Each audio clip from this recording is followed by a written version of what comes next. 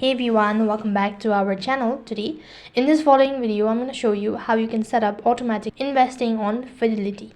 So in order to set up automatic investing on Fidelity, all you have to do is make sure to watch this video till the end and follow the instruction as guided. Now first thing first, you need to open or log in into your Fidelity account. Now then, to begin with, you need to select the IRA account among the other account. After that, you need to click on update account features. As soon as you click on update account feature, another feature, you'll be able to see this kind of interface. So right over here, all you need to do is first thing first, you'll need to select set up electronic funds located right on top. As soon as you do that, you'll be able to see transfer to or all of these statements.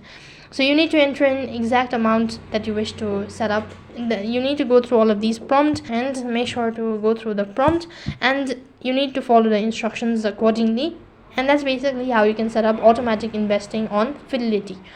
So in this way, you can set up automatic investment on Fidelity Roth IRA. That is all for this video. I hope the video was helpful. Make sure to like, share and subscribe to our channel. Thank you for watching. See you in the next video.